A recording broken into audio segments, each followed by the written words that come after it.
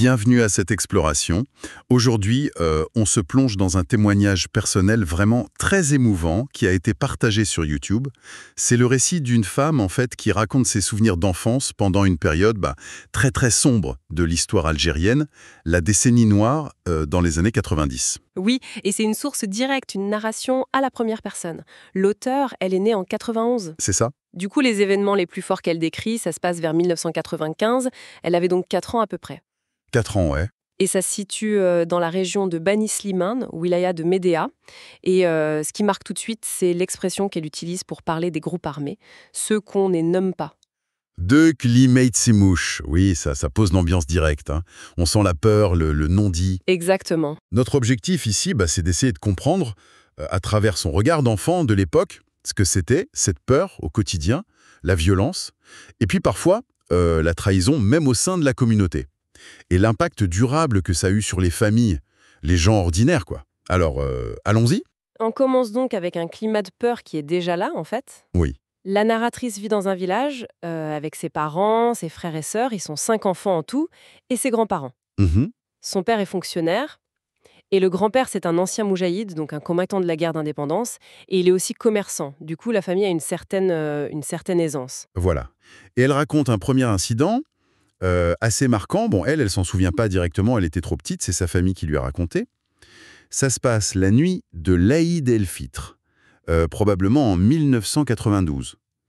La fin du ramadan, C'est oui. ça. Et là, 5 hommes masqués débarquent dans la grande maison familiale.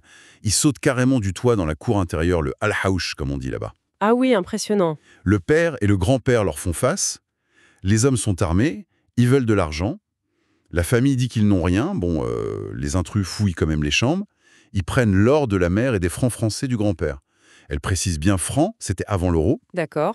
Et il y a un détail là qui est assez révélateur. Le frère du grand-père est là aussi. Et discrètement, il cache ses cigarettes sous un tapis. Ah, pourquoi? Parce qu'il a reconnu, dit-elle, les manières du groupe. La Jma, c'était un terme pour désigner ces groupes armés. Les voleurs emportent même son burnous, le grand manteau en laine qui était accroché. Ce qui est fascinant, ou plutôt terrible, dès ce premier incident, c'est cette histoire de trahison locale qui pointe déjà. Oui, Parce que le grand-père, il est décrit comme quelqu'un de très généreux avec tout le voisinage. Il aidait, donnait à manger, des vêtements, même du maquillage apparemment pour les femmes qui restaient à la maison. mhm, Et pourtant, on apprend plus tard qu'un des voleurs était un voisin. Ça montre vraiment comment la confiance sociale, le lien de voisinage si important, ça vole en éclats dans ces périodes-là. c'est ça, une trahison qui rend tout le reste encore plus angoissant, forcément. Et justement, la tension monte d'un cran quelques années plus tard. On est fin 95, début 96, la narratrice a donc ses 4 ans. Voilà. Un soir, elle sait plus si c'est printemps ou hiver, mais elle parle du froid intense. Après, sa mère fait la cuisine, Ok. couscous aux fèves, petit lait, et des frites pour le père. Apparemment, il n'aimait pas trop le couscous. Ah, le détail. Et le père, lui, il joue au foot avec des voisins près de l'Oude, la rivière. Ok. Et soudain, les chiens se mettent à aboyer. Ah. Puis une voix d'homme, près de la cuisine extérieure. La grand-mère sort, elle pense que c'est peut-être quelqu'un qui rentre du match. Et là? Et là, elle tombe nez à nez avec des hommes armés. Ceux qui ont des barbes, comme elle dit. Il demande son fils, le père de la narratrice. Le grand-père sort aussi. Et les hommes exigent d'entrer pour dîner. Il s'invite, carrément. Exactement. Une fois dedans, il redemande où est le père. La mère paniquée, elle dit tout bas à la petite, la narratrice, « Cours, cours prévenir ton père. Passe par le jardin des figuiers de Barbarie, le Al-Jenan Ntakarmos Nsara. » Un jardin typique là-bas? Oui, mais à peine elle sort, un homme armé est posté là. Il l'arrête. C'est son premier face-à-face direct avec eux. Elle raconte être retournée, complètement terrifiée, dire à sa mère « Il y a un monsieur avec un fusil qui m'a arrêté. » Terrible pour une enfant de cet âge. C'est un moment clé pour elle, cette confrontation, et sa mission qui échoue. Et pendant qu'ils dînent, il se passe un truc un peu bizarre, non? Oui, c'est ça qui est étrange. Un des hommes prend la petite narratrice sur ses genoux. C'est presque surréaliste dans ce contexte. Après avoir mangé, il se tourne vers le grand-père. Il lui demande son fusil de chasse, Al-Mokakhla, et ses jumelles, la jumelle. Et le grand-père, il est malin. Ah oui, il a de la bouteille.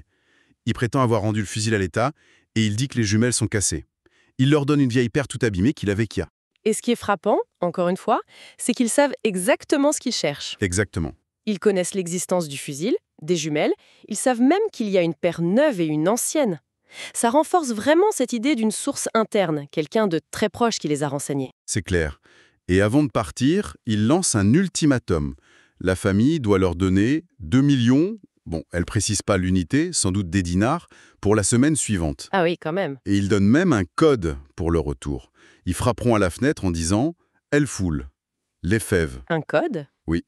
Et quand le grand-père ose mentionner le vol de 92, ils répondent, assez cyniquement, qu'ils peuvent récupérer ces biens s'ils donnent les noms. Il dit juste qu'ils sont déjà en prison. Délassant. Au moment où ils sortent, le père rentre enfin du foot avec son fils aîné, le grand frère, qui a 10 ans environ. Et là, les hommes l'appellent par son nom, preuve qu'ils le connaissent. Ils l'emmènent à l'écart. Oh là là. 15 minutes d'angoisse totale pour la famille. La grand-mère est folle d'inquiétude, elle les suit en pleurant, en les suppliant « Ne me prenez pas mon fils unique ». Et on comprend pourquoi il le visait lui en tant que fonctionnaire. C'est ça. Finalement, le père revient. Sain et sauf. Soulagement énorme, mais mélangé au choc. Les hommes lui ont ordonné de quitter son travail pour l'État Ah voilà. et de rejoindre le maquis, de monter au Djebel, prendre les armes avec eux. La grand-mère s'effondre, elle fait une crise de nerfs terrible. La narratrice se souvient qu'on a dû la réchauffer avec des briques chaudes tellement elle tremblait. C'est la pression typique exercée sur les fonctionnaires ou ceux perçus comme liés à l'État. Le dilemme était atroce. Obéir, c'était basculer dans l'illégalité. La violence. Refuser, c'était risquer sa vie et celle de sa famille. Un choix impossible en fait. Et on apprend plus tard qui étaient ces hommes, d'où venaient ces infos si précises. L'un était du même village, il travaillait même dans le même secteur que le père. D'accord. 4 autres, c'étaient d'anciens camarades d'université de Tablat, une ville voisine. Mais le cerveau, celui qui savait tout, c'était le beau-fils d'une tante de la narratrice. Ah non. Si, il avait passé des vacances chez eux enfant, il connaissait tout. La maison, les habitudes, les objets de valeur. C'est même lui qui avait essayé de rassurer la grand-mère en disant « T'inquiète pas maman, on va le ramener » quand ils ont emmené son fils. La trahison au niveau familial, c'est encore pire. Ça montre la complexité terrible de ces réseaux d'allégeance, d'infiltration. La menace venait de quelqu'un qui avait partagé leur pain et leur sel, comme on dit. Ça détruit tout. C'est absolument glaçant. Bon, heureusement pour eux, ce groupe-là aurait été neutralisé par l'armée une quinzaine de jours plus tard. Mais le répit, il est très court. Une autre nuit de terreur arrive vite, toujours pendant ce ramadan, fin 95, début 96. Le petit frère n'a que quelques mois. La tension ne retombe jamais vraiment. Jamais. Au milieu de la nuit, on frappe à la fenêtre. Réveillez-vous, ils sont là. Le père patrouillait dehors avec d'autres hommes du village, une sorte de milice d'autodéfense improvisée, et il confirme l'alerte. Et là, c'est la fuite. C'est la panique générale. Fuite dans la nuit noire glaciale. Il court vers la maison d'un grand-oncle paternel un peu plus bas. La mère avec le bébé, la grand-mère qui essaie de rassembler les enfants. En chemin, il voit des silhouettes près de l'oued. Terreur. Ils arrivent chez l'oncle, et sa femme, au début, elle hésite à ouvrir. Ah oui. Elle leur lance au nez « Est-ce que j'ai des armes pour vous cacher ?» Ça montre la peur et la méfiance partout. Oui, c'est terrible, mais d'un autre côté, on peut comprendre sa réaction.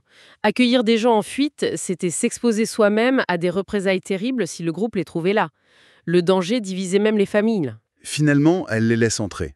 Et ils se retrouvent à plus de 30 personnes. Plusieurs familles voisines en fuient aussi, avec une dizaine d'enfants, entassés dans ce fameux jardin de figuiers de Barbarie, à côté de la maison de l'oncle. 30 personnes dans un jardin. Oui, et la narratrice, elle décrit cette peur intense. Elle dit qu'elle n'arrivait plus à avaler sa salive. Elle devait la garder dans sa bouche. C'est un détail physique de la terreur enfantine qui est très très fort. Absolument. Dans le chaos, ils essaient de cacher la grand-mère qui portait des vêtements blancs, trop visibles, sous des branches. Et puis, quelqu'un réalise « Ah, on a oublié l'arrière-grand-mère aveugle dans la maison ». Oh non. 2 jeunes filles repartent en courant la chercher. Courageuse. Un autre voit le grand-père, en gandoura blanche, s'enfuir vers l'oued pour se cacher ailleurs. Et pour ajouter à la tension, le chien de la famille, complètement perdu, fait des allers-retours entre le jardin où ils sont cachés et l'oued où est le grand-père. Il risque de les trahir. Exactement. La tante essaie de le chasser à coups de pierre. C'est une scène de panique totale. Cette fuite nocturne, c'est vraiment le traumatisme collectif à l'état pur. L'état d'alerte constant, l'hypervigilance, les réactions physiques incontrôlables, l'incapacité à avaler, l'incontinence de la grand-mère qu'elle mentionne plus tard. On voit la fragilité extrême de la vie. Tout peut basculer en quelques secondes. À l'aube, avec le premier appel à la prière, le père revient enfin. Ils sont sûrement partis. Retour prudent vers leur maison. La grand-mère, toujours sous le choc, doit s'arrêter tout le temps pour uriner, elle raconte. Ils arrivent devant chez eux, maison fermée à clé, mais lumière allumée dedans. Bizarre. Méfiance. Le père attend, et puis le grand-père ouvre de l'intérieur. Il explique qu'en fuyant vers l'Oued, il est tombé dans un buisson de cidre, un jujubier plein d'épines. Il s'est retrouvé coincé, blessé. Il a fini par rentrer et s'est barricadé, en se disant qu'il valait mieux mourir chez lui. Quelle nuit! Le traumatisme est trop fort. Le lendemain matin, la décision est prise. Radicale. Le grand-père dit au père « Ramène la voiture ». La famille plie bagages en urgence. Ils quittent le village pour de bon. L'exode. Oui, un exode dicté par la peur. Ils partent en ville, dans un logement du grand-père qui était occupé par un oncle. L'oncle doit déménager pour leur laisser la place. Ce jour-là, plusieurs familles voisines, peut-être 5, dit-elle, font pareil. C'est toute une partie du village qui se vide. Exactement. Et ils apprendront plus tard que la nuit de leur fuite, le groupe armé, comme ils ne les ont pas trouvés, a attaqué un village voisin. La narratrice se souvient d'ailleurs avoir entendu des cris, au loin, depuis sa cachette dans le jardin, sans comprendre. Et c'est là qu'elle rapporte des récits d'une violence extrême. Oui, des histoires terribles qui ont circulé après cette attaque. Entendues de témoins, de survivants. Ça a marqué tout le monde. Une famille entière décimée, de jeunes filles vues en train de fuir, l'une tuée nette d'un coup de hache, un chou-corps dans le dos. Mon Dieu! L'autre jeune fille, Ouria, atteinte de 7 balles dans le dos. Elle aurait rampé jusqu'à un poulailler et bu l'eau croupie des poules tellement elle avait soif. On l'a retrouvée vivante le lendemain. Survivante miraculée? Oui, mais elle est restée mentalement affectée. La narratrice pense qu'elle aurait aujourd'hui 55 ans, pas mariée. Une vie brisée. Les traumatismes invisibles? Et il y a aussi l'histoire d'une autre voisine, Louisa, enlevée par le groupe. Alors qu'il l'emmène, un capitaine de l'armée surnommé Le Rouge, qui les pistait, lui tire volontairement dans la jambe. Il lui tire dessus? Pour la sauver, c'est ce que dit le récit. Blessée, elle est abandonnée par ses ravisseurs qui fuient. Le capitaine aurait fait ça exprès pour éviter qu'il l'emmène dans le maquis, pour lui éviter un sort pire. C'est ambigu et terrible à la fois. Ces récits, même s'ils sont crus, sont importants. Ils montrent le niveau de violence extrême contre les civils. Et ces histoires de survie, comme Ouria, ou ce geste étrange pour Louisa, ça souligne la résilience humaine, mais aussi les cicatrices psychologiques et physiques indélébiles. Et ce geste du militaire, ça pose des questions très complexes sur les logiques de la guerre contre-insurrectionnelle, les choix impossibles sur le terrain. Absolument. Et même le déménagement en périphérie de la ville, ça n'amène pas la sécurité totale. La menace suit les gens. Elle raconte l'histoire de Moha Maksouri, un enseignant voisin de leur nouveau logement. Il revenait de mission de Syrie, il recevait des menaces, mais refusait de fuir. Un soir, il voit des types suspects rôder. Réflexe au faux, il se jette dans une tranchée de construction sur son terrain. Il passe juste à côté, sans le voir, et continue vers la maison d'à côté. Il a eu chaud. Il prévient son voisin, qui est policier, et ce même soir, c'est toujours le ramadan, après l'iftar, le policier est chez lui, il essaie ses vêtements neufs pour l'aide. Et là, on frappe violemment. Ouvre, ennemi de Dieu. Encore un ciblage. Oui, son frère l'aide à grimper sur une échelle pour fuir par le toit en tôle, le Karmoud.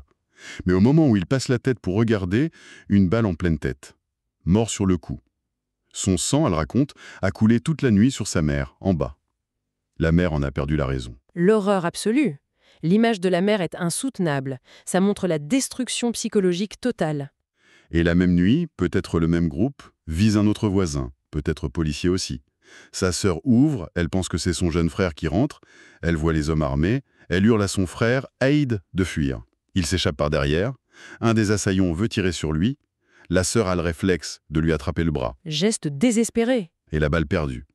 Elle atteint le propre fils de l'assaillant, un gamin de 3 ans que le père tenait dans ses bras pendant l'attaque. Non, c'est pas possible. Un combattant qui emmène son enfant de 3 ans sur une opération comme ça et qui le blesse lui-même, ça dépasse l'entendement. Ça montre peut-être le chaos, le désespoir, l'amateurisme de certains. Miraculeusement, l'enfant aurait survécu, touché à la cuisse.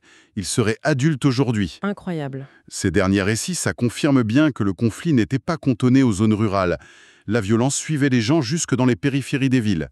Et ces histoires de dommages collatéraux presque absurdes dans leur tragédie, l'enfant blessé par son père, la mère qui devient folle, ça montre à quel point le conflit infiltrait et dévastait absolument tout. Oui, tous les aspects de la vie quotidienne. Donc, Ce témoignage, c'est vraiment une fenêtre intime à travers les souvenirs d'une enfant devenue adulte sur cette peur permanente, cette trahison qui déchire, cette violence brute qui a marqué la décennie noire pour tant d'Algériens. Elle conclut d'ailleurs en parlant des cicatrices psychologiques profondes, restées ancrées dans nos esprits, même si elle était toute petite. Oui, même très jeune, ça marque à vie. Elle dit sa gratitude pour la paix d'aujourd'hui, mais elle insiste « Nous n'avons pas oublié et nous n'oublierons pas ». Et elle termine par une invocation « Hasbuna Allah wa ni'mal wakil ». Dieu nous suffit, il est le meilleur garant. Au-delà des faits, aussi terribles soient-ils, ce récit touche à l'expérience universelle des civils pris dans un conflit violent. C'est la perte de la normalité, la peur qui s'infiltre partout, le dîner interrompu, la fuite, la méfiance du voisin. C'est le tissu social qui se déchire sous l'effet de la suspicion, des loyautés complexes et dangereuses. C'est un rappel très fort du coût humain, souvent invisible mais tellement durable, de ces périodes sombres. Et pour terminer notre exploration, peut-être une dernière piste de réflexion qui ressort vraiment de ce témoignage. Cette histoire du grand-père, si généreux avec le voisin qui finit par le trahir. Comment un traumatisme collectif aussi profond, marqué par de telles trahisons au cœur même des communautés, comment ça reconfigure la confiance, le voisinage, peut-être même le pardon, bien après la fin des violences. C'est une question essentielle, oui. Et les réponses sont sans doute complexes et encore à l'œuvre aujourd'hui, en Algérie comme dans d'autres sociétés qui ont vécu tel traumatisme. Ça laisse songeur.